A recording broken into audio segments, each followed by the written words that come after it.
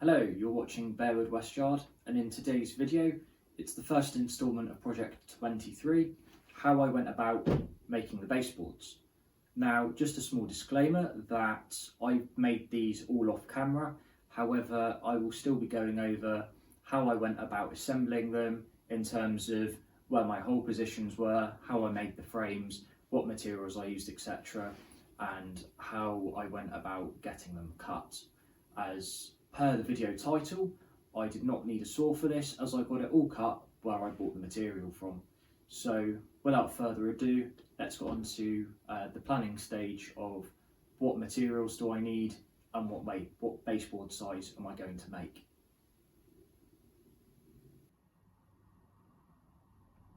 In terms of tooling, this is everything that I've used. So there are a few things here that if you were to build the baseboards the same way that I have, then there are a few things that aren't essential, such as the electronic screwdriver by the drill. That's not really needed. You don't have to use that if you don't have one. I just tend to use the bits that come out of it because they're perfect for the drill. The vernier caliper you don't actually necessarily need, and the G-clamps, you can get away with using toggle clamps, well the little adjustable clamps that I've got above the tape rule, but also the large 8-inch clamps, you don't need ones that big, but a 6-inch would do just as well, be perfect. In terms of drill bits, you're going to want a 2mm standard twist drill, which you'd use for metal. You'll also want a 4mm and 8mm pair of wood drill bits. Now, the 4mm isn't fully essential, however I tend to use it for the point because it's a perfect size to use in the same way that you'd use a centre punch when you're planning to drill a hole in metal. But yes, so that's that in terms of tooling. In terms of fixings, I actually am going to be standardising on my fixings. So when I'm sticking the timbers together and I'm also sticking the sheet onto the timbers, I'm standardising and using 4mm by 40mm countersunk wood screws. Now these are available from Screwfix, you can get them relatively cheap, and buying them in, I bought 2 packs, there's 200 in a pack, so depending on your layout size you should have plenty. And then for sticking the toggle clamps together, which is what I'm going to be using for bringing or butting the two baseboards together and bringing them together to minimise the gap, I have some 3.5 by 12mm countersunk screws again, so nice little ones, of which can also be used for other things on and around the layout. So yeah, that pretty much sums it up. Say that I will post the link to the toggle clamps and to the alignment dowels, which are also a very critical part as those are bought online from Amazon. There is a little bit of play by about 0.5mm in the dowels, which isn't a problem because if your drilling isn't perfect, which in wood because it's so soft the drill bit can tend to wander, that actually can be a little bit beneficial and help. So let's get on to making the baseboards.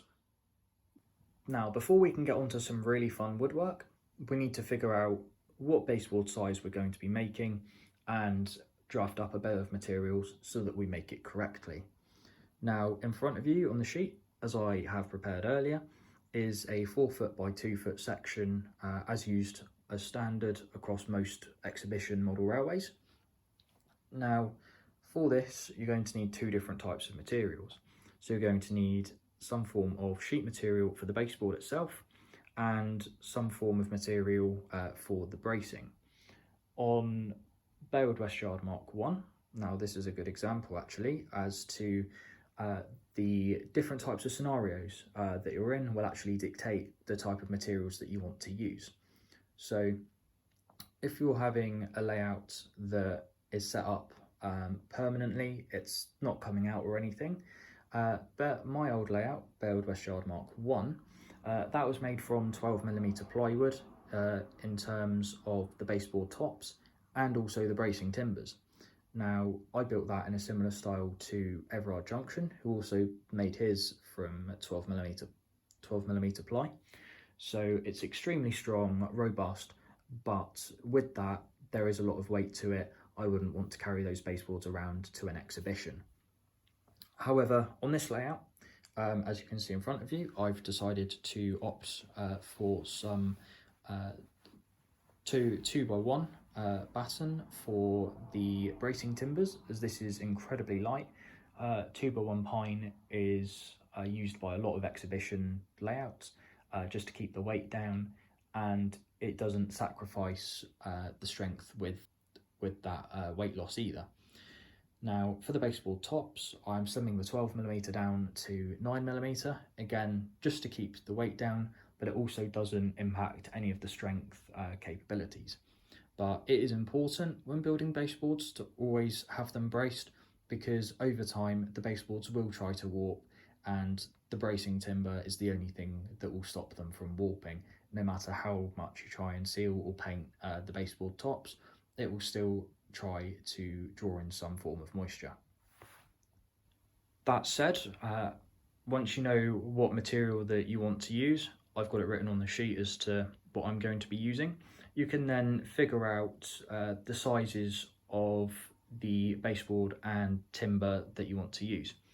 Now, 4x2 in its metric form, 1220 by 610 millimeters is a readily available size, pre-cut down a place such as B&Q. Now, you do have to be careful though when you do pick these up if they are pre-cut, because sometimes when they're cut at the sawmill, they're not cut square, and you have instances such as what's caught me out in this event, where one end is 612 and the other end is 603 millimeters. So there is a massive taper on that. So it's always best to use one of the tape measures from the tools aisle to go and measure the baseboards before you go and pick them up, so you can ensure that everything is as close to 610 width and 1220 in length as possible. Now for measuring the timbers or your bracing material, this is how I break it down. So I measure it so that you've got 2 long timbers going across the main length, and then I'm going to be using 3 shorter battens between them. Some people do have it so that you can actually have 4 battens, so instead of having the one in the middle, they can actually have the 2 at a third of the way each way. So, but anyway, that's a personal preference depending on how much strength you need your baseboards to have. But anyway, so on the left hand side, you can see that as I'm going to be using 25 by 50mm batten, that I've taken into consideration the width of the batten at 25 on each side, so that I can work out the length of the batten bracing the centres. So essentially 25 plus 25, simple maths, 50, take that away from 610 and you've got 560. So add them all up, and as at the bottom of the sheet, you get per baseboard, I will need 2 by 1220mm length and 3 by 560mm length. So essentially I know that I need that and one lot of 4 foot by 2 foot baseboard section to make one baseboard. Okay, so we've got our bill of materials, but now we need to make sure that we have a cutting guide so that we know exactly what we're getting cut and that we know what we're getting out of the material that we're buying, so we're not buying too much and having lots of excess. So up in the top, for my bracing material, this is how I went about it. So essentially for one baseboard, I knew that I would need 2 sticks of 2.4 metre long timber batten. So the first one, as you can see, encompasses one of the long battens and 2 short ones with a small 60mm-ish offcut at the end, taking into consideration the saw blade as well. That's an incredibly important part in getting material cut, as it's okay to see on the shelf, oh yeah, this is a perfect size, but it's easy to forget that the saw blade, if it's between 2 and, well, it can be about 2mm wide, that's 2mm taken out of your material. So over quite a few cuts, it takes out quite a considerable amount. So always make sure when you're getting material cut, you allow for any saw blades for cuts. And then in the second one, you can see that I've got another long bit, and then the final of the shorter ones, along with a 600mm-ish offcut, again, taking into consideration the saw blade.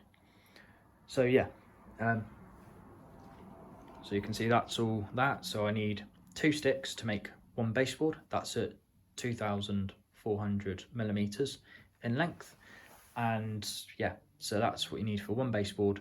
And essentially, if you're buying material for more than 1 baseboard, essentially just times that by however many baseboards you want to do, and that's my rule of thumb for making a 2 foot by 4 foot baseboard. So that's a bill of materials and a cutting guide now done, but are you getting the best value for your money? Now, I've incorporated a little economics per baseboard section, just so that you can make sure that you're not paying £10 for something when you can actually find it for 7. So as that is quite often the case, that you can buy something somewhere and you can actually get it cheaper. So let's figure out, as I have found, how you can get what you want for cheaper. So a 4 foot by 2 foot bit of sheet material down at B&Q is £14, just shy of, whereas a 4 foot by 8 foot section, which is your really large sheets that you'll find, is actually £30. Now, when you go into the shop and you see that, you think 30 quid, I'm not paying that. But in actual fact, when you're buying a load of material, there is actually a cost saving to it, believe it or not, to actually buy the larger sheet and get it cut. Now, this video is not endorsed or anything by B&Q. This is simply just something that I've come up with based on their prices, as that's where I've bought the material from. So essentially on the right hand side, you can see that I've broken down a 4 foot by 8 foot section into it, and you can see that you can actually get, making sure that it is cut this way, you can get 3 610 by 1220mm sections out of it, with an offcut at the end, which will be about 600mm-ish, obviously taking into consideration you have the saw blade.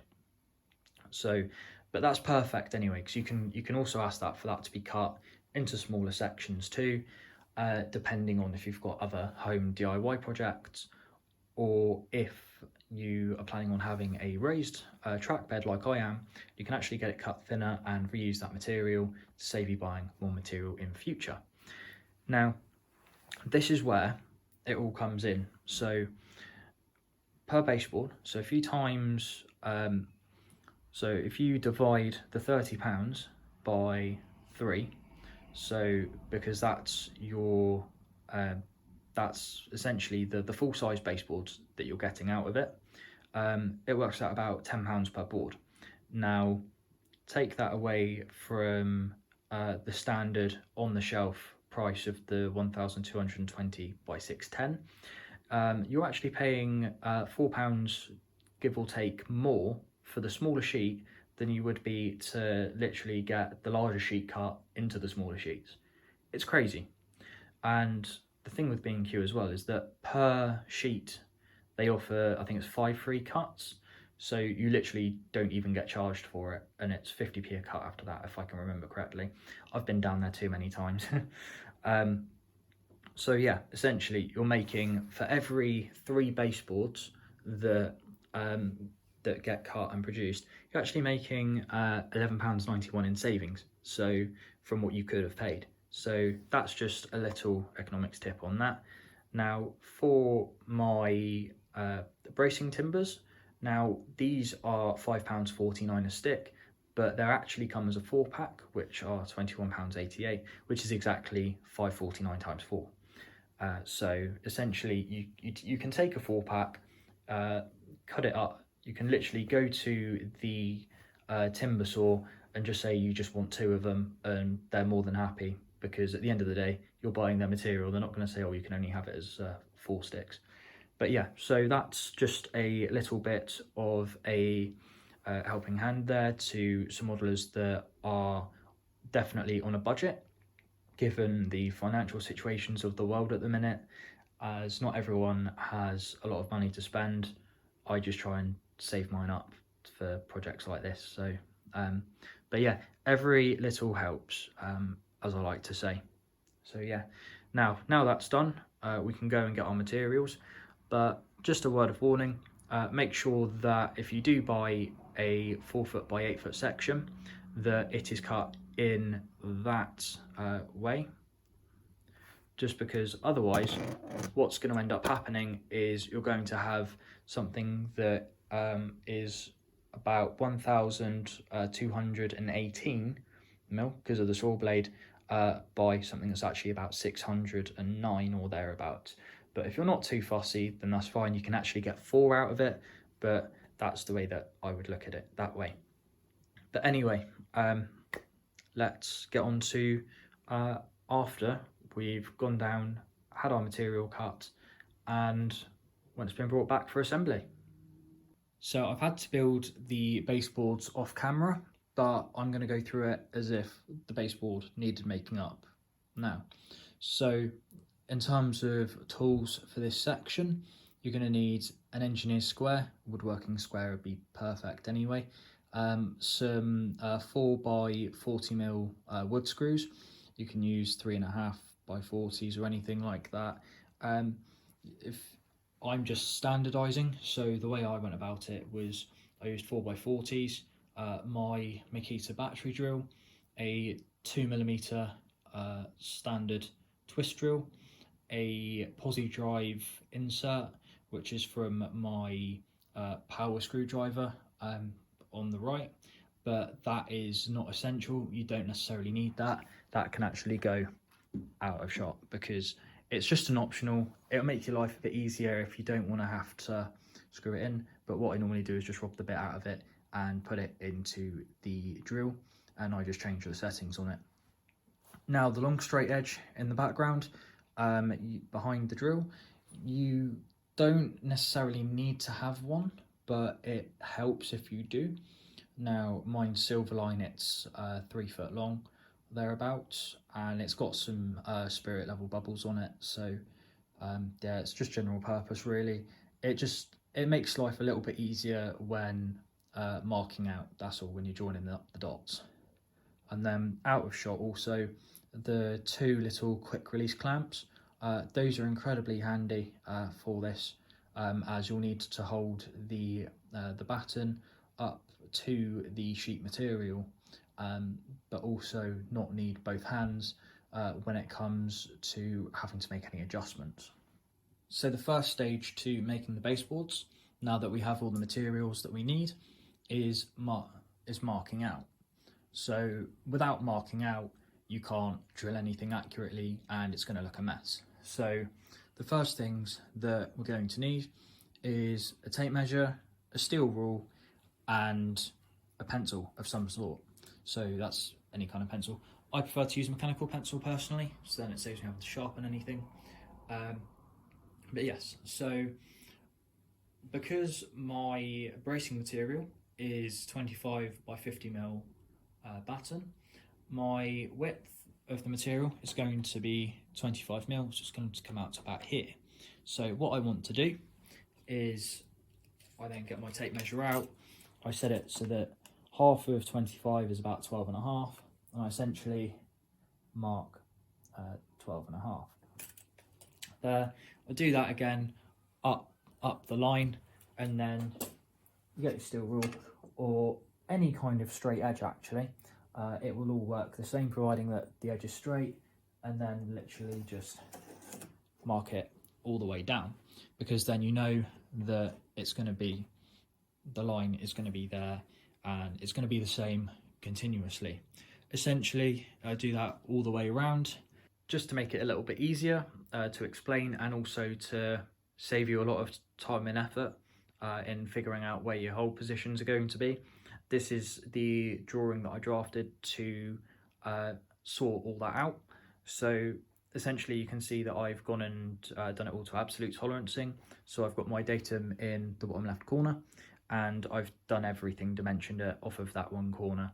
So all you've got to do, if you were to go ahead and build one of these baseboards at home, is literally take your tape measure from that one side, and then literally just mark. That's all you've got to do now. So you know exactly where you need to do it. So say for example that hole there, you know, you can follow it down, you can see that, yep, that's 595.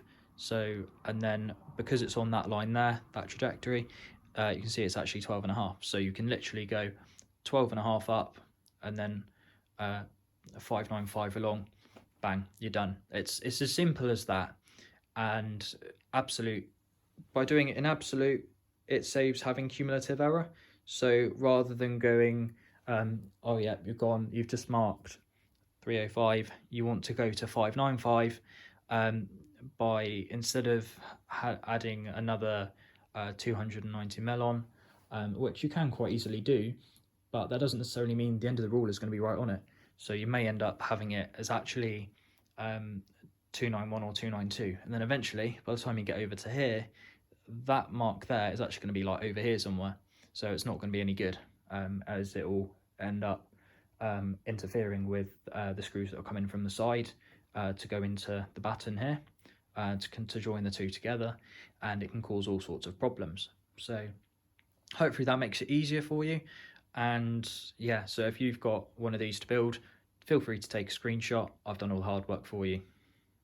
With the baseboard tops pre-drilled, with the hole positions, it's now time to start fitting the batten.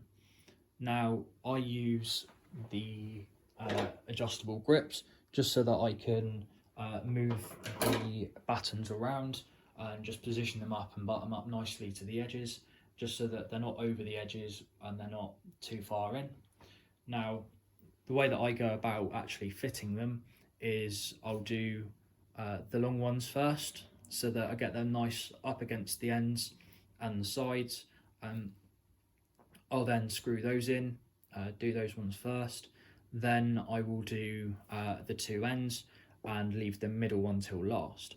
Now the reason that is because where it's positioned, it's literally, you can't line it up against anything, so you have to literally mark 610 and then mark 12.5 either side of it, and do it on the other long one as well. So with that done, I can now then place the middle one in, and you've got a guide as to where it should be on either end to ensure that it's positioned squarely. Otherwise it could be all over the place, and when you screw it in from the side, the screw could actually be over here and not in the center. So it's a little bit critical that it's positioned correctly. If it's a millimetre or two off, it's not too much for concern, because just like drill bits wander anyway sometimes, so sometimes there is a little bit of error involved, but the wood can be quite forgiving. So the screws to get the battens to all pull together quite nicely, those are on the same lines as what is on the drawing. So the one that goes along, or actually down, so that line there will be 610, and what I'll do is I will mark 15 mil down from the top, or from the bottom of the baseboard, mark across, and then from the top of the ply I'll mark down 20 mil and I'll get that. So, but yeah, that is it for the basic 4 foot by 2 foot baseboard section. So if there's any newbies out there that are new to the hobby and looking for ideas as to how to build their baseboards, then hopefully you'll have found how I went about making this, and all of my dimensions and drawings. Hopefully you'll find them quite useful, and it will set you well on the way to building your layout. But now, if we go on to the extension that I've had to do. So it was when I got the generic boards up and I decided to try out the track plan that I decided that, although I knew when I drew it up that it'd be quite ambitious, I did think, well, right, I may have to keep having an extension in mind or cut back and sacrifice a little bit of the track work for scenic element, because that was one of the things that Mark 1 struggled with. It was a bit of a balancing act between trying to maintain scenery but also fulfilling the needs and requirements of the yard. So, but yeah, anyway, I put the track down and knew instantly that it needed to be a little bit wider just to get that scenic interest in. So that's exactly what I've done. I've added in a 200mm or just shy of 8-inch extension on, exactly the same as I would have made one of the ends, and I just used a couple of 1 foot length offcuts, screwed them onto here first, and then put them down onto it, and I'd actually drilled in from the corner inwards at an angle, just so that I didn't hit the countersunk screws that would actually be on the end here going inwards. So yeah, that's how I went about doing that. And that brings me to the next part, where I've now got to butt them all up together and make sure that they're all relatively level and that they're not all over the place, because the next part is critical to making sure that everything aligns perfectly when I am setting up, as this is going to be very much a take apart layout. So to ensure that I get a near perfect fit every time, I'm going to be fitting some location dowels and also a pair of toggle clamps, just to ensure that the layout goes together perfect every time and that there's a minimal gap between the layout baseboards. So up here on the trestles now, I've got board C and D. Now these have not yet received the location dowels nor the toggle clamps, so these still need to be fitted. What better time than to fit them than when I've got the camera out. So right, let's go through what we need. So we need drill, the drill bits as well, so the 2mm, the 4mm and the 8mm. The 4 and the 8 need to be wood drills. You can tell they're a wood drill because they look like that and they've got the little pointy bit in the middle. So yeah, some Loctite super glue. Any super glue will do. I just call it Loctite as that's what we do in the engineering. And steel rule, pencil for the markings of it, and also a G-clamp. I'm using an 8-inch G-clamp, but a 6-inch G-clamp will do absolutely fine. So what we need to do is mark out how far I want the pins to be. I've already actually marked them simply because that's something I did a little bit earlier.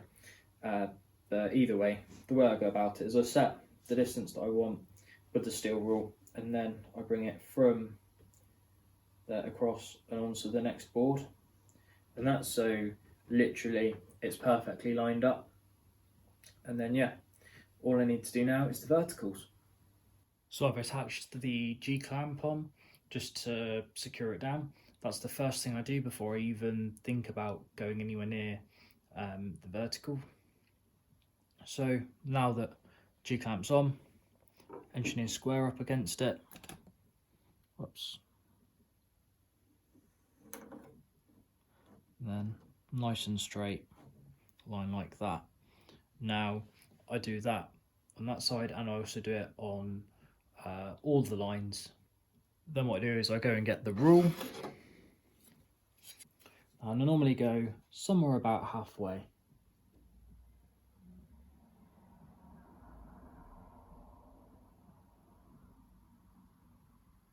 It's one of those where you just take your time with it.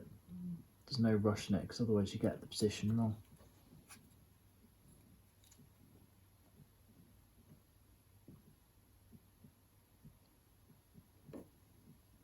And if you get the position wrong, you have to fill it and then re-drill it. And that takes time. So I'm going at about 30. There's that. There it is, easy as that. And then get the 4mm. It's got such a nice tiny little point on it. Kind of just push it in, twist it, and automatically centers it. So when I go in with the 2mm drill, it will quite nicely give it a bit of a lead in, which will be good because it means that the drill won't wander as such. It's just one of those preventative measures. Otherwise, if it wanders, then it goes off, and yeah, for a precision bit of work like that, it's just there's no coming back from it. You have to fill it and redo it. Now, because these bits are only about 10mm long, what I do is in my drill, I literally put the drill bit so that it is literally about 10mm facing out. Also means that you've got a lot more control on the drill then.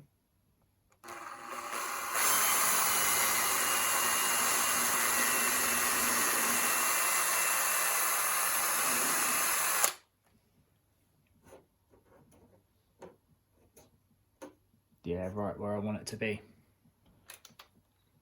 And then that's with the 2mm.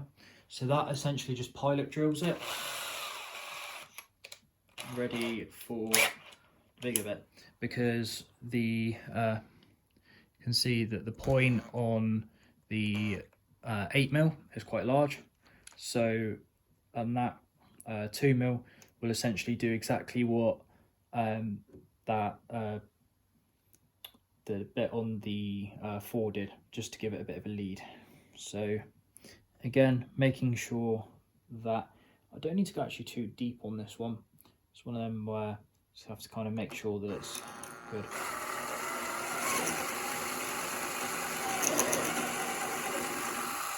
Now with this, you just got to make sure you don't go too deep.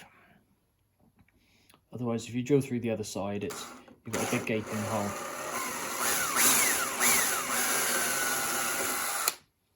So I've just sanded the face of the bore, and I've gone and got one of the dowels. So what I'm going to do is I'm just going to go and put that in there just to make sure that I am deep enough in, which I am actually just sub flush. So it is a common thing just to over drill it, but in this situation it's not a problem. Just put a couple of bits of sawdust in there just to kind of backfill it, put it back in, and yeah, that's now sitting sub flush. It pushes in there, that's nice and flush. Now you don't want to Loctite it this soon.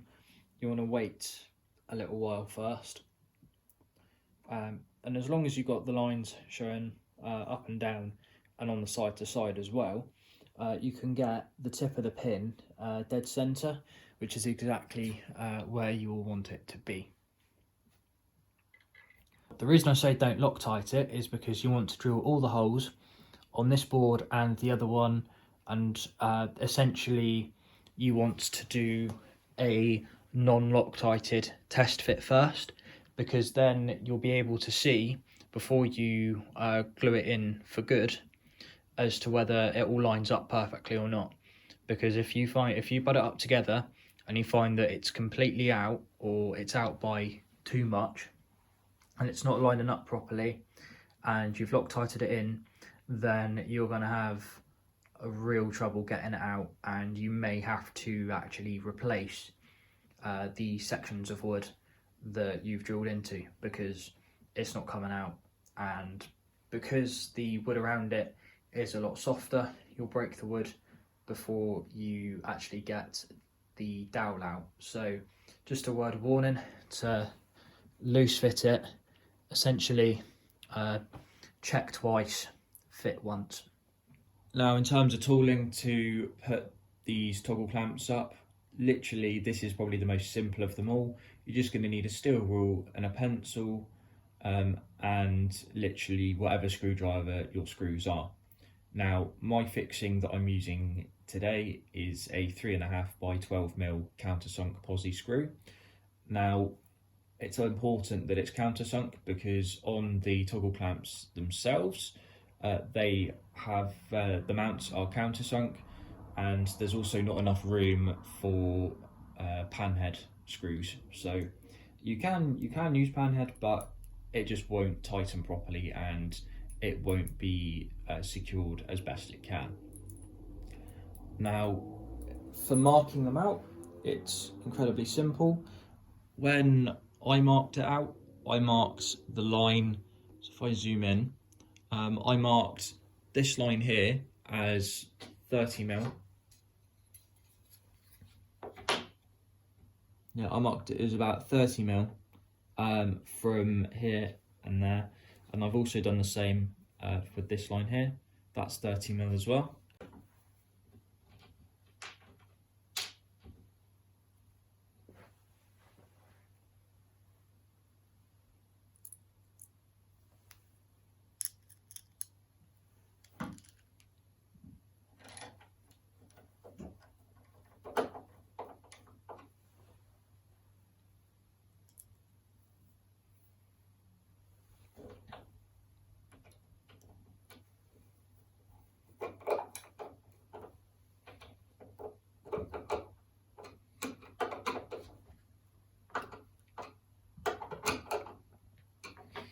Now, they don't need to be tight, but as long as they are relatively nice and tight, then that's fine. It's only wood, it's not going to come out, and it's not like there's going to be too much vibration on this anyway, and you're also going to be able to get to it, so you can always tighten them up if they do start to vibrate a little bit loose, with the running of trains, that is. Now, for these holes, I measured it so that along that line, that's about 20 and that's about 25. But the way that I normally go about doing this is I literally put it up just to see how it looks, and then measure it the top of literally the top most part of the holes, bring it down, and then make a mark on it. Then I end up actually putting the screws in without the toggle clamp, and then once that's been done,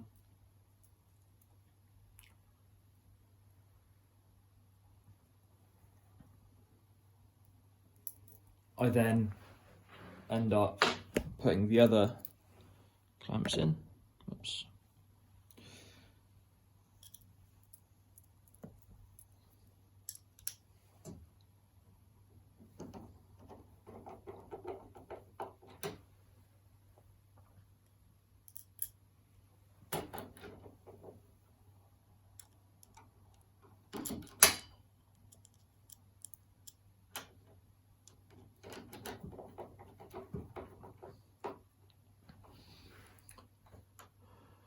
Now, if the screw hole is actually a little bit off and it's not fully square, it's okay, because as long as the clamp goes over, then it will all pull together. Now, if I just demonstrate that, so you know that the clamp is closing properly. However, you also know that it hasn't closed up as fully best as it can.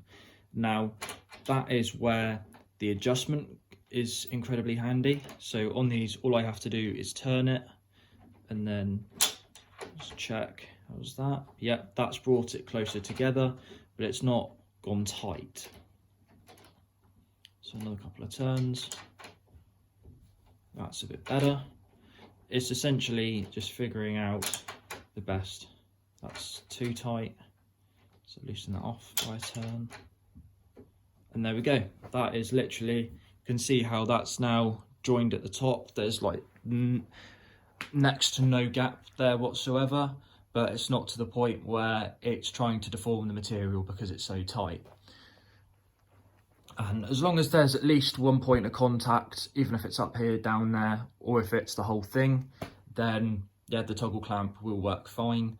And yeah, I normally tend to keep them all at the same height, and just simply because with this method as well, what you can do is if you add in extra baseboard sections, such as I'm going to be doing for when it's in exhibition mode, then on mine it's going to be, the board's actually going to be between B and C. So I'm going to have to make sure that the dowels are the same position, but also that I get this part roughly in the same place.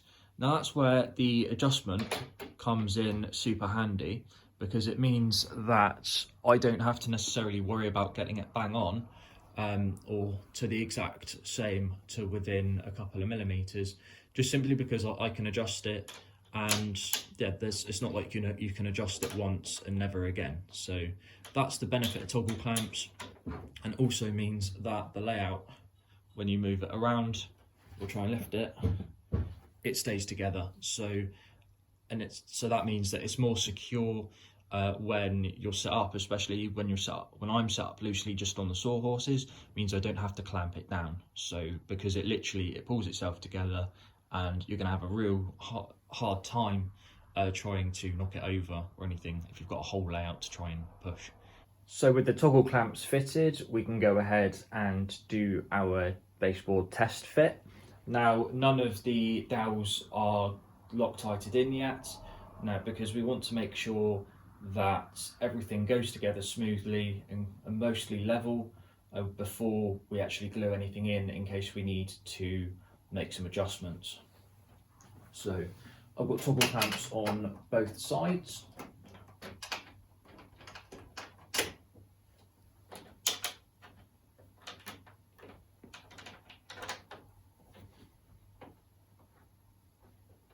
Look at that.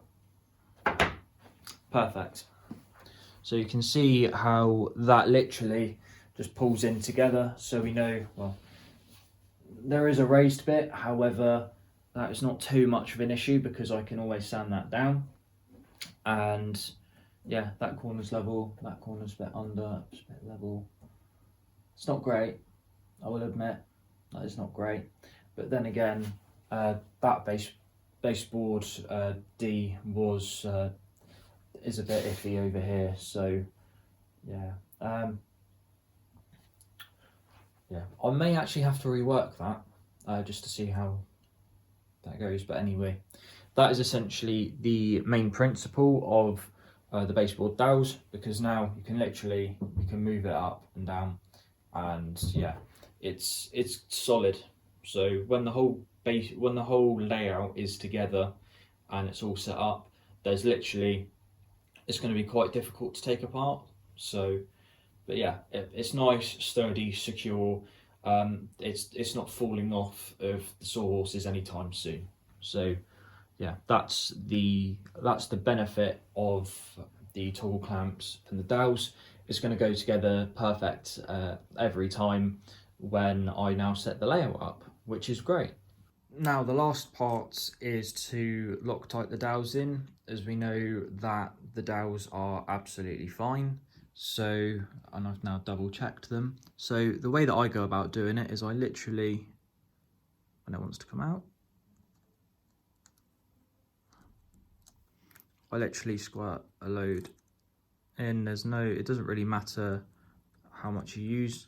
You can go crazy with it if you want to, because these are not coming out.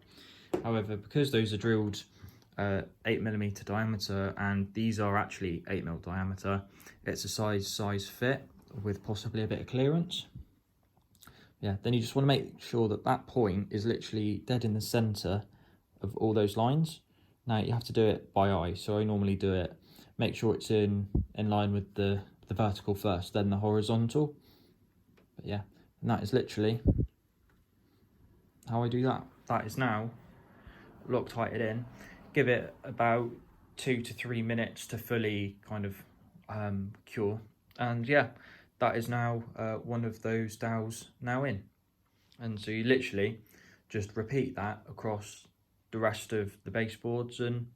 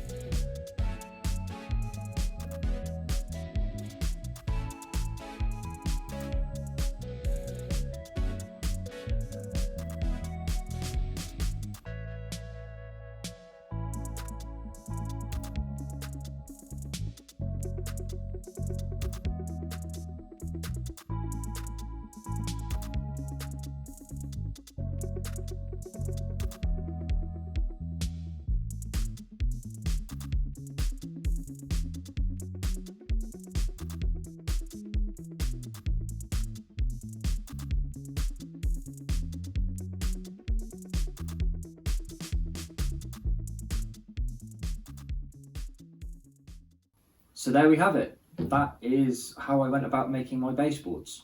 So hopefully what I've produced today will have been of some use to you, and it has been a long video, I'm sure. However, there's a lot to cover, and hopefully it will have made anyone who's making their own baseboards for a new layout, or someone who's now starting off in the hobby and looking at various techniques on baseboard construction.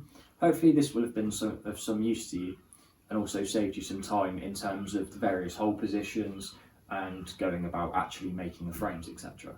So yeah, hopefully that will have been of some use to you. Any questions further? Any questions further, then feel free to write them down in the comments below. I am also now relatively active on RM Web, so if you just search in Bearwood West Yard, then my topic, modern image Dorset, will come up.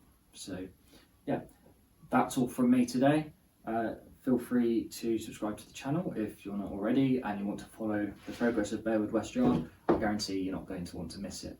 So thank you very much for watching, and I'll see you in the next instalment of Project 23.